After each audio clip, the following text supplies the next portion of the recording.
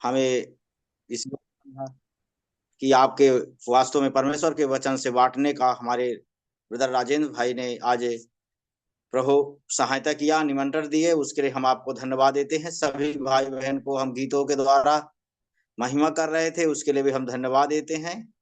और ये मिनिस्ट्री जो चल रही है, ये प्रभु वास्तव में प्रभु का महान अनुग्रह है। तो आइए, हमें अभी 8 बजे अभी दूसरे जगह भी मीटिंग में जाना है, लेकिन प्रभु आपको समय में दे रहा हूँ, प्रभु सहायता करे। तो मैं ज्यादा समय ना बिताऊंगा, और आप लोग इस कहानी को बहुत, मैं वीडियो मैंने नहीं चालू करूंगा क्योंकि थोड़ा नेटवर्क की समस्या आ जाती है। तो इसलिए आप लोग सुनिएगा इस बात को, हम ध्यान से आप लोग, इस कहानी को कई दासों ने आपको बताया है, और कई बार आप अपने आप स्वयं पढ़े होंगे, है ना। और परमेश्वर बात करता है हर प्रभु के दास से अलग अलग रीत से बात करता है, इसलिए हर दासों की मने मने वाणियों को हमें सुनने के लिए हम तैयार रहते हैं। तो हम धन्यवाद देते हैं आपने इस बात को। जब हम लोग उड़ाऊ पुत्र के विषय में देखते हैं, तो आज उसकी हम खूबी देखेंगे कि उड़ाऊ पुत्र की खूबी क्या है, और उनके हम इस विशेषता को देख करके, और उनके भाई की खूबी को देखेंगे क्या विशेषता है वो दो भाई, है ना। आप हम सब जानते हैं। तो मेरी आप थोड़ी सहायता कीजिए, कोई पढ़ने, अभी पहले शुरू से वचन पढ़ लीजिए आप थोड़ा, 11 वचन से लेकर के 13, हाँ 15 तक पढ़ लीजिएगा पहले, फिर मैं आगे बढ़ जाऊंगा। अगर कोई जल्दी है, नहीं मैं पढ़ लूं, ठीक है। आइए मैं ही पढ़ूंगा। फिर उसने कहा, किसी मनुष्य के 2 पुत्र थे। उनमें से छोटे ने पिता से कहा, हे पिता, संपत्ति में से जो भाग मेरा हो वह मुझे दे दीजिए। उसने उनको अपनी संपत्ति बांट दी।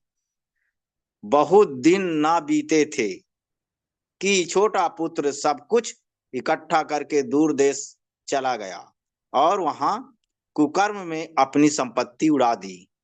जब बड़ा अकाल पड़ा और वह कंगाल हो गया, इसलिए वह उस देश के निवासियों में से एक के यहाँ जा पहुंचा।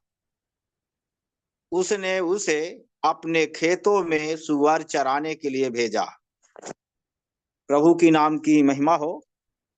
इस उड़ाऊ पुत्र के बारे में आप लोग अच्छी तरीके से बड़े बड़े दासों से आपने सुना है वचन, लेकिन इसकी एक विशेषता हम लोग आज देखेंगे कि देखिए इसके जीवन में, ये छोटे पुत्र के जीवन में कितना बड़ा वो था कि मतलब उनका जीवन पिता से मतलब अपने अधिकार को, संपत्ति को मांगने का।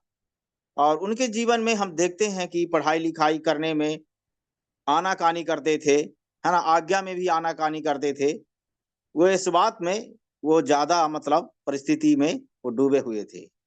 लेकिन हम देखते हैं कि पिताजी उनके समझाते थे, मम्मी भी समझाती थी, लेकिन वो बात नहीं माने, और उन्होंने अपने अधिकार को ले लिया। पिता के, है ना, हम अधिकार होते हैं। अगर पिता पुत्र कैसा भी हो, लेकिन उस जो जमीन में हिस्सा होता है उसे देना पड़ता है। तो इस बात पर उन्होंने क्या किए कि वो लड़ और झगड़ने लगे, और आनाकानी जब किए, तब पिता ने उनको, हम देखते हैं, संपत्ति बांट दी, है ना, हिस्सा दे दिए। और हम देख सकते हैं 1/3 कर लिए, एक बड़े भाई का हिस्सा, और एक अपना हिस्सा, और एक छोटे बेटे का हिस्सा, उड़ाव पुत्र का जिसे हम कहते हैं, उन्होंने बांट लिया। अब उन्होंने अपनी संपत्ति ले जाकर के क्या है, दूर देश चले गए। हम दूर देश के मतलब में आप समझिए जरा, है ना, कि जहां जान और पहचान ना हो वहां पर वो चले गए। और हम लोग इस बात को देख सकते हैं कि उन्होंने, जब तक उनके पास पैसा था तब तक उन्होंने क्या किया, अपनी सारी संपत्ति उड़ा दी। देखिए सारी संपत्ति उन्होंने उड़ा दी जब, तब उनके जीवन में क्या है, समस्या आ गई। और समस्या क्या आ गई, खाने पीने के लिए। और वो जब खाने पीने की समस्या आई, तब उन्होंने क्या किया, हर जगह रोडों में जा जा करके काम के लिए परेशान हुए। उस परिस्थिति को उन्होंने जानने लगे और लोग जो लगे, तुच्छ समझने लगे, भगा दे रहे थे। गली गली रास्तों में उनको देखते हैं, बड़ी मुसीबत काम के लिए ढूंढ रहे थे, कोई काम ना मिला। जब कोई काम ना मिला तो हम देख सकते हैं कि एक भाई के यहाँ काम उनको मिल गया, जो वो सुअर रखे थे और उनको चराने के लिए वो पूछा। उन्होंने बताया, भाई मेरे पास सुअर है, चराओ, लेकिन उम्मीद ना करना कोई मैं पैसा नहीं दूंगा। जो फलियां खा रहे हैं सुअर, उसी को तुम्हें खाना पड़ेगा। देखिए कैसी परिस्थिति में उनके जीवन में हुआ। भाई बहनों, आप इस बात को समझ लीजिएगा, कितनी बड़ी उनकी परिस्थितियां आई। जब तक कोई व्यक्ति परिस्थिति में नहीं जाता तब तक ज्ञान नहीं होता। आप समझिएगा, जब कोई व्यक्ति अगर बीमार नहीं होता तो उसे उस चीज को दर्द मालूम नहीं होता है। अब ये व्यक्ति को संपत्ति के बारे में कोई दर्द नहीं था, पिता के पास से पाए हुए थे, लेकिन हम देख सकते हैं जब इनको काम करना पड़ा तब इनके जीवन में दर्द उठा और इनके जीवन में सोच आ गया, इनके जीवन में याद आने लगी। जैसे इस्राएलियों को हम देखते हैं कि मिस्र देश में जब गुलाम थे, है ना, तब वो लोग क्या है, वहां कोड़े से बरसा जाता, कोड़े बरसाए जाते थे, ईंटा अगर बनते में गलती हो जाए तो, और बनाने में, और कोड़े से मार होती थी। लेकिन हम देख सकते हैं कि इस्राएली लोग भी लेकिन जब वो शस्त्रों के हाथ में फंस जाते थे, जब कठिन समय में आते थे, तब वो लोग भी परमेश्वर को चिल्लाने लगते थे, दुहाई देने लगते थे। हम ये बात को देख सकते हैं, है ना।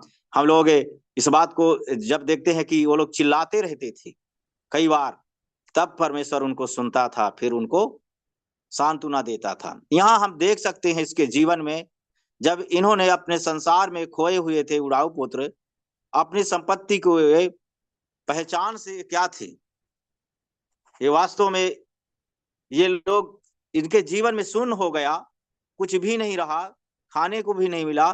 तब इनको याद आया, क्या याद आया, कि हमारे पिता की संपत्ति खाने से भी ज्यादा, मजदूरों से भी ज्यादा अभी है, और मैं यहाँ भूखों मर रहा हूं, और मेरी क्या दशा है ना।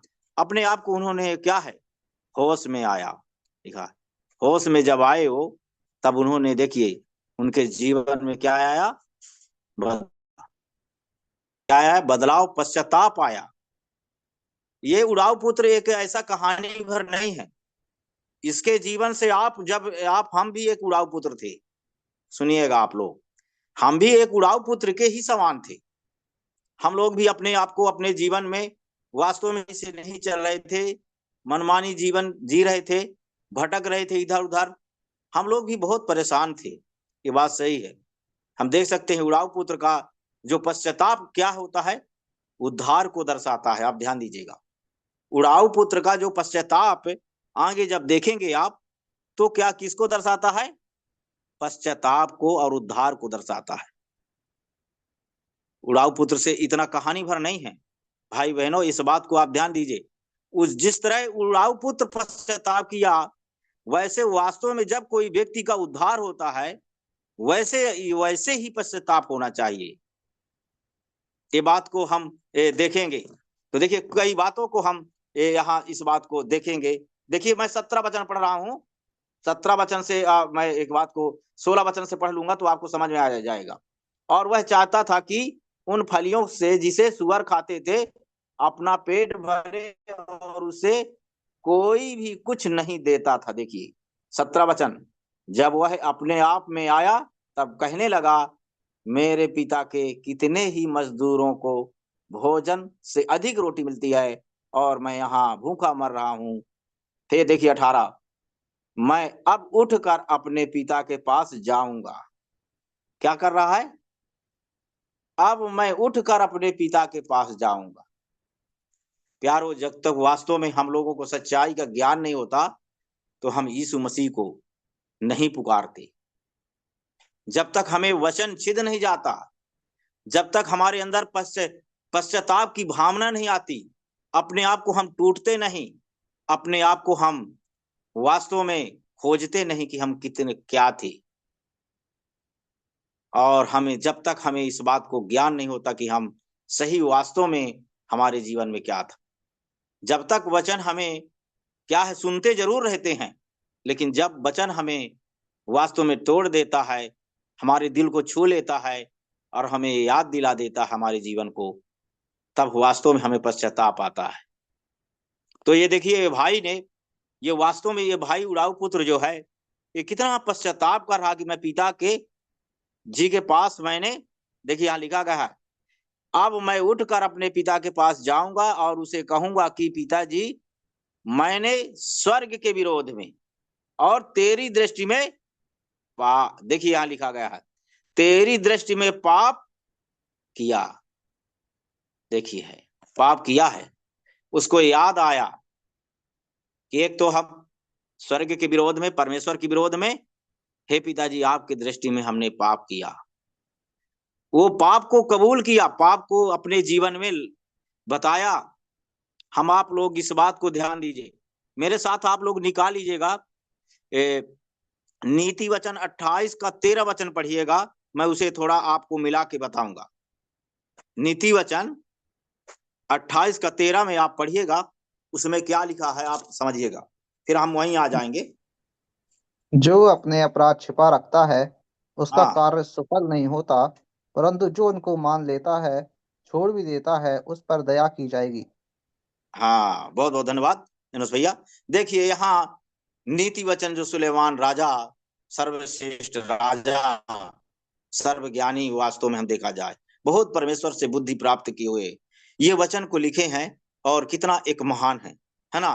पहला नंबर, जो अपने अपराध छिपा रखता है उसका कार्य सफल नहीं होता। अगर हमने अपराध छिपाए हैं तो कार्य सफल नहीं होता है। हम देख सकते हैं जब यहोशू ने, मतलब युद्ध में थे, सब युद्ध जीत गए, लेकिन अय देश में हार गए। क्या छिपा था? मंडली के अंदर, तंबू के अंदर क्या छिपा था? आप लोग पढ़ गए हैं, पढ़ाए गए हैं अंकल लोगों ने, ये आप ये देखे भी होंगे, और ये जॉर्ज अंकल पढ़ाए हैं, लूट जॉर्ज का अंकल। सामान सोना।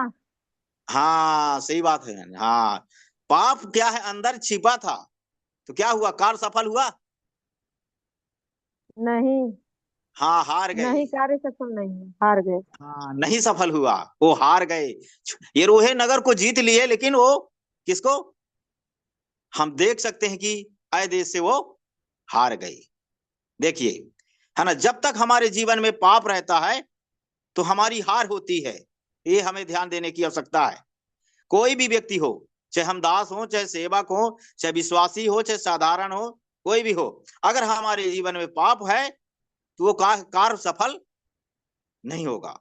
ये बात आप ध्यान दीजिए। फिर देखिए क्या लिखा है, फिर उसे मान लेता है, जो उसे मान लेता है। अगर हमने पाप को मान लिया, कार्य सफल हो जाएगा? बताइए आप लोग, थोड़ा आप लोग को भी मौका है, बोलिए अगर आप लोग को। उस पर दया की जाएगी। जब तक पश्चाताप नहीं करेंगे, पाप को हम्म, मानकर पश्चाताप करना है। हाँ देखिए हम आपको, हाँ ठीक है, आप लोगों ने अच्छा बताया वहां पर। यहाँ देख लीजिएगा उस कार्य, भाई जो अपने अपने अपराध छिपा रखता, हमने पहला नंबर देखा, कार्य नहीं सफल होता। जो उसे मान लेता, अगर वो मान लिया, अगर छोड़ता नहीं है तो उसका कार्य नहीं सफल होगा। ध्यान दीजिएगा, हम लोग मान तो लेते हैं सॉरी, हम लोग अंग्रेजी शब्दों में एक बहुत मात्रा सरल भाषा सीखे हैं, कोई गलती हो जाए, हाँ भाई सॉरी, हम फिर क्या करते हैं, छोड़ते नहीं हैं। जब तक हम पाप नहीं छोड़ेंगे तब तक हमारे ऊपर दया नहीं की जाएगी। आप समझिएगा जो मेरी बात, हम पाप को मान लेना भर काफी नहीं है, हमें छोड़ देना, छोड़ना पड़ेगा। क्या करना पड़ेगा भाई? छोड़ना पड़ेगा। छोड़ना। अगर हम पाप नहीं छोड़ते तो हमारे ऊपर दया नहीं होगी, चाहे आप भले हम मान लिए हैं पाप को। दाऊद ने पाप को मान लिया, फिर छोड़ दिया ना, फिर हम दाऊद को बारे में हम दोबारा पाप के उनके जीवन में नहीं देखते हैं। आप देखते होंगे, जभी हम इस बात को ध्यान देना, फिर आप लोग इस बात को और आगे हम लोग उसको देखेंगे, तो इस बात को हम देखेंगे। देखिए 20 जब हम ये देखते हैं वहां इसमें उन्होंने क्या कहा, अब इस योग नहीं रहा कि मैं तेरा पुत्र कहलाऊं। किस तरह पश्चाताप किया। हम लोग भी कहते हैं प्रभु हम इस योग नहीं थे। जब हम लोग धन्यवाद चढ़ाते हैं तो हम लोग कहते हैं कि हे प्रभु हम इस योग नहीं थे। पौलुस कहते हैं पिता का धन्यवाद करते रहो, कुलुस्सियों के पत्री 1:12 में, जिसने बनाया है, हमें बनाया गया है, हम योग नहीं थे, है ना। ये देखिए क्या अपने आप को पश्चाताप कर रहा है उड़ाऊ पुत्र, कह रहा है 19वें वचन में, आप ध्यान दीजिएगा, अब इस योग नहीं रहा कि मैं तेरा पुत्र कहलाऊं। पुत्र की योग्यता नहीं, पुत्र को नष्ट कर दिया गया। उन्होंने अपने कुकर्म के कारण, अपने इस बात को आप ध्यान दीजिएगा, इस कारण वो अपने आप को क्या कह रहा है, वो बता रहा है अब मैं इस योग नहीं रहा कि तेरा पुत्र कहलाऊं, मुझे अपने एक मजदूर के समान रख ले। देखिए ये है पश्चाताप। एक बेटा होने के बावजूद भी, हम जानते हैं कि बेटा बेटा होता है, लेकिन वो अपने आप को सुन्न हो करके, हम देखते हैं यीशु मसीह ने क्या कहा, मैं एक दास हूं, एक सुन्न हो गए, अपने आप को यहाँ पर रख दिए ना। ये उड़ाऊ पुत्र भी आप देख लीजिए, उनके जीवन में एक ऐसी पुकार आ रही है कि मैं सुन्न हूं, मैं योग्य नहीं हूं पिताजी, मैं मजदूर के रूप में हूं, मुझे आप मजदूर के रूप में रखिए। देखिए ये है पश्चाताप। तब पिता क्या करेगा, दया किया। हम अगर इस प्रकार पश्चाताप करेंगे भाई बहनों, तो हमारा स्वर्ग का परमेश्वर हमारे ऊपर दया करेगा और हमारा उद्धार करेगा और हमारी प्रार्थनाओं को भी वो सुनेगा और हमें क्या करेगा, आगे हमारे वास्तव में गले लगाएगा। लेकिन यहां एक समस्या आ गई कि भाई का तो उद्धार हो गया, लेकिन बड़े भाई की बड़ी समस्या आ गई। आप ये भी ध्यान दीजिएगा, एक बड़ी विशेषता है ना। हम लोग यहाँ छोटे भाई का तो क्या देख रहे हैं कि वो एक वास्तव में पश्चाताप किया, उद्धार प्राप्त किया, पिता ने उसे स्वीकार भी किया।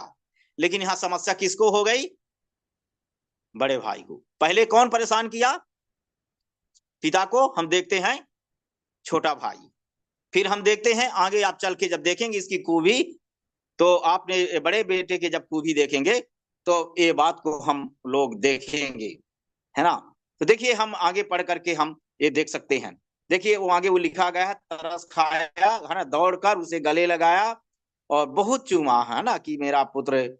इसने देखिए लिखा, पुत्र उसने कहा पिताजी मैंने स्वर्ग के विरोध में, दोबारा भी देखिए, और तेरी दृष्टि में पाप किया और अब मैं इस योग नहीं रहा, कई बार वो कह रहा है ना, योग नहीं रहा कि मैं तेरा पुत्र कहलाऊं। परंतु पिता ने अपने दासों से कहा,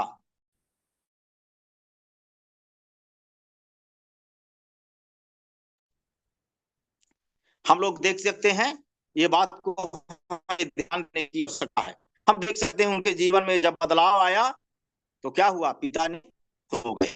जब हमारी जिंदगी में बदलाव आएगा भाइयों, जब हमारी जिंदगी में उद्धार होगा, जब हमारा जीवन बदल जाएगा ना, पिता अपने आप खुश हो जाएगा, हमारी मांगे पूरी करेंगे। हम देखते हैं कुछ नहीं कहा, पुत्र मात्र पश्चाताप किया।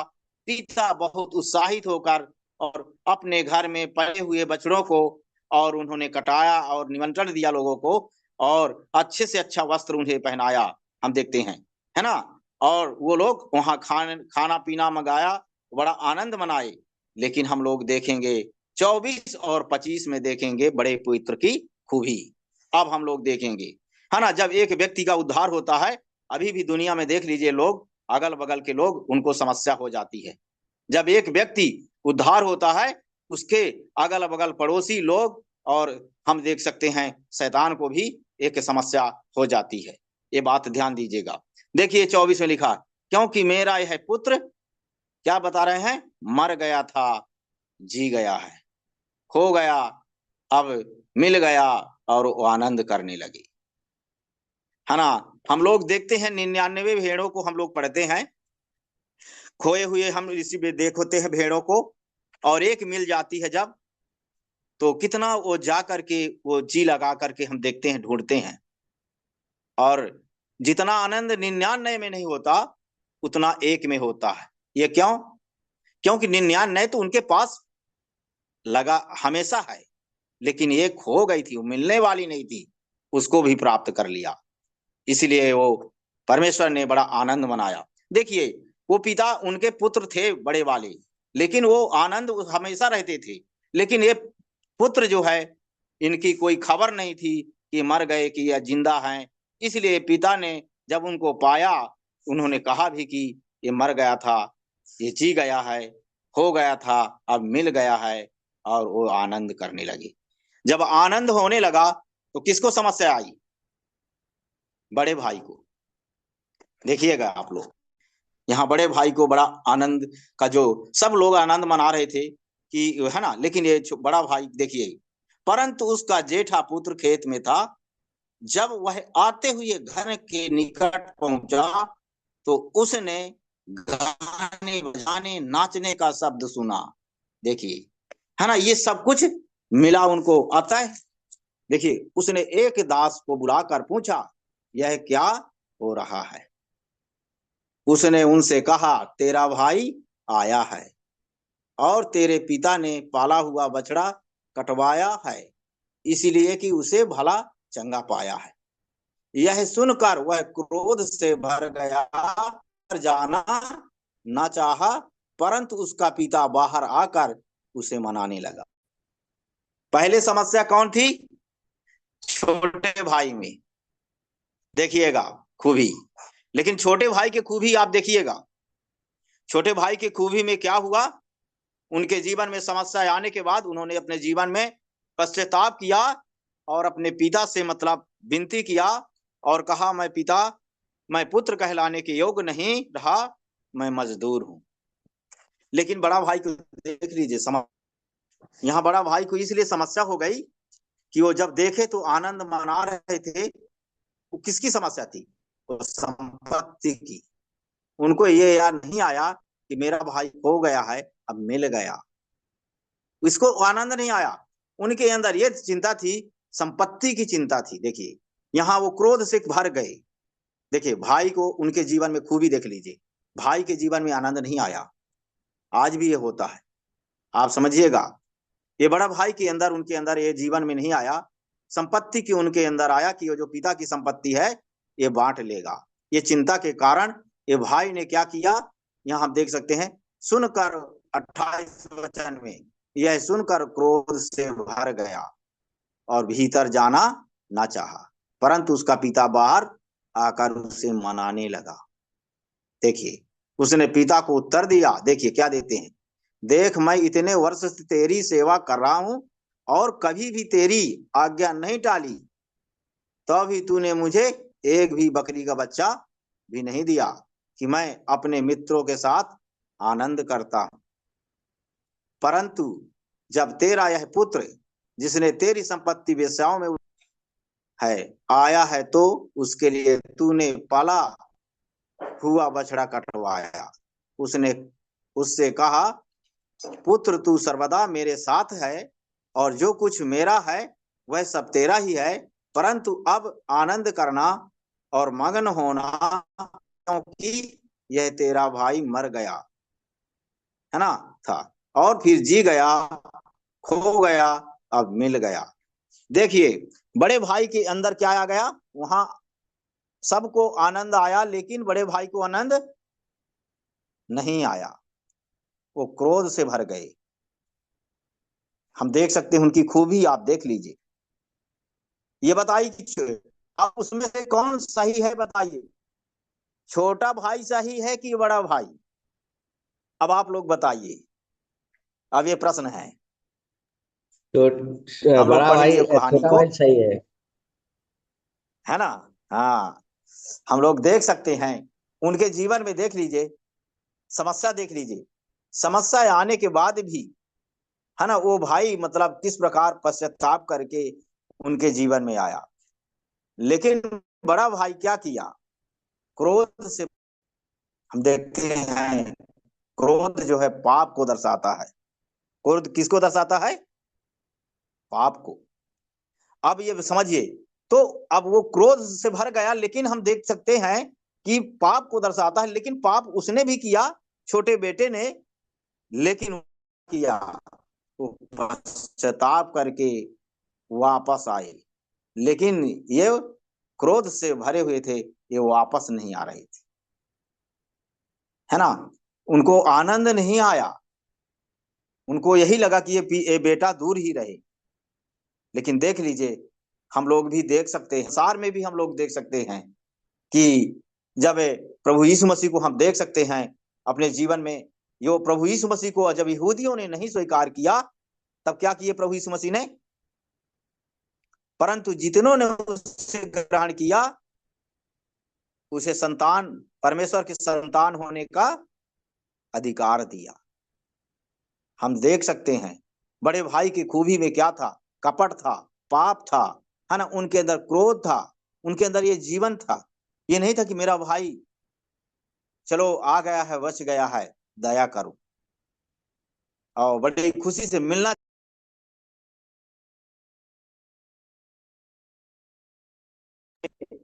ध्यान देने की आवश्यकता है भाइयों। हमें ये भाई की खूबी हम देख सकते हैं कि ये छोटा भाई पश्चाताप का काम किया, और हम देख सकते हैं बड़े भाई ने पश्चाताप नहीं किया।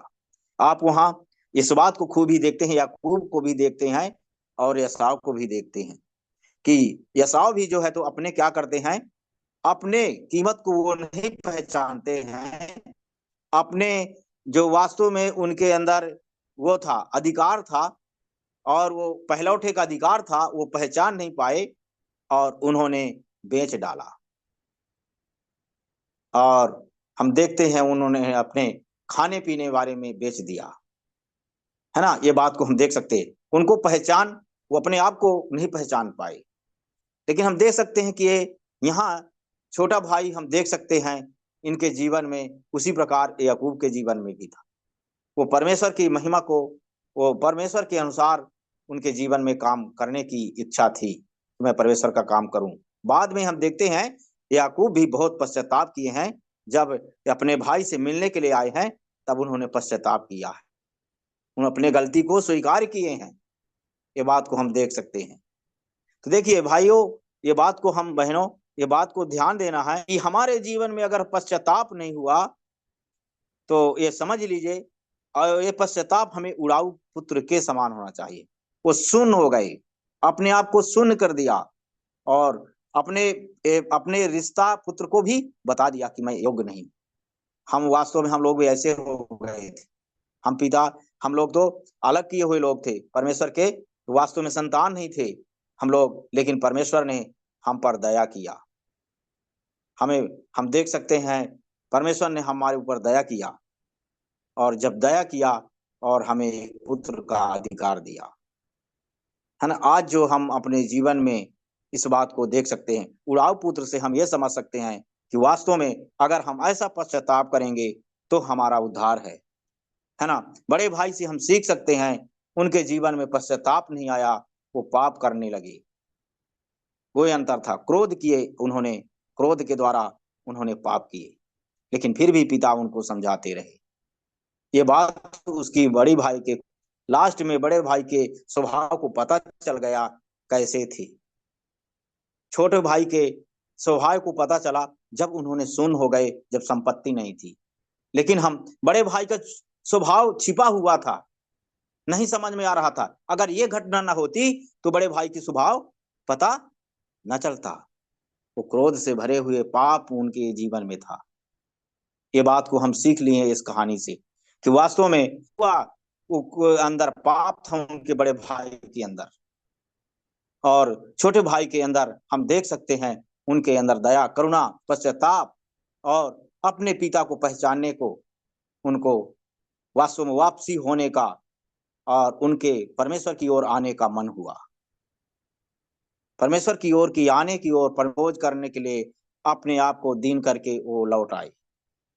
लेकिन बड़े भाई ने क्रोध से भर गए, और वो उनको पता चला, हम लोग को ये बात कहानी से पता चलता है कि बड़े भाई ने अंत में दुखी हो गए, परेशान हो गए, उनके अंदर क्रोध भरा रहा, पाप रहा। प्रभु की नाम की महिमा हो। ये संदेश हम यहीं समाप्त करेंगे, क्योंकि हमें अभी जाना है। अभी लखनवास 2 बार 3 बार काला, इसलिए प्रभु सहायता करे। उसमें धन्यवाद देते हैं दतिया मिनिस्ट्री को, जो आपने हमें इस योग्य समझा। इस उड़ाऊ को सीख सकते हैं कि उन्होंने बड़ा नम्रता, बड़ी दीनता और अपने आप को शून्य करके वो उससे, और अपने आप को पुत्र को, वास्तव में उन्होंने नहीं कहा मैं पुत्र हूं, एक मजदूर हूं, पिता मुझे रख ले, मजदूर के रूप में रख ले।